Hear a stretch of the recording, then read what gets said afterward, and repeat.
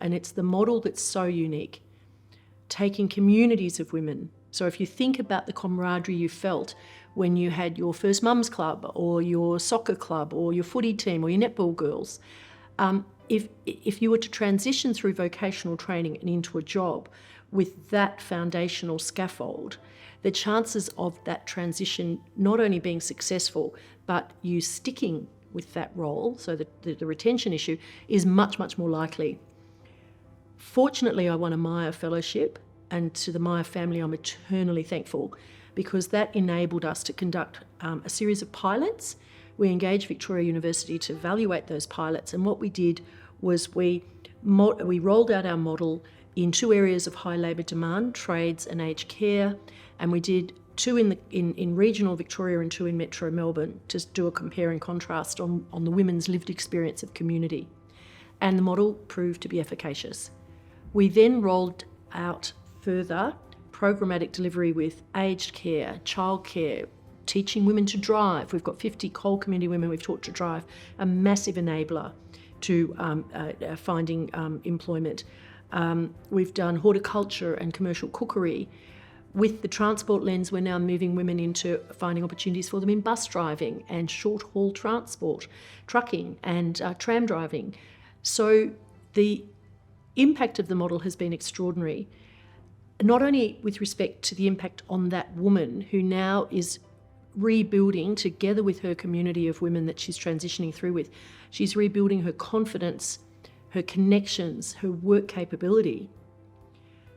The real impact that I'm interested to hear about is what has that done for her children who've now seen mum settled and safe and working and engaged. What impact does that have on community over time? These are longitudinal questions, but what we do know is the extraordinary impact that's had for women and girls across this state as they have transitioned from Centrelink or assisted living, so assisted support, to now having a qualification, a vocational qualification, which is portable and recognised across the country, and then into sustainable work, where their employment is guaranteed for at least a 12-month period. Finally, I want to say that in all of this time, we've been constantly refining our methods. We've been learning from what we've seen, and we now know that the earn and learn method is the best way. A woman can't pay the rent and feed her children on cash income and maybe a shift next week or the week after. The uncertainty is not, but it makes it very, very difficult to plan. So having traineeships or apprenticeships, but particularly traineeship models, means that woman can earn at the same time as she's studying. And it also gives the employer the opportunity to be with that woman for a good 12-month period, so they really get to know the participant and the participant gets to know them, and the relationship is more likely to be sustainable. But just to make it clear that in our peer support scaffold, which is peer-led, by the way, we don't tell the women what to do, they lead it amongst themselves. But they meet twice a month, and the first is a study group. If you're a woman who hasn't studied for a long time, or indeed if ever at all, having that opportunity to come together is really, really helpful. Navigating TAFE can be overwhelming if you don't have support. And then the second piece, of course, is they come together and talk about what's important to them. There's a second meeting in the month, and it's almost formulaic. They always end up talking about relationships at work. People don't leave jobs because they don't like the task. They leave jobs because they weren't able to navigate the relationships in the workplace.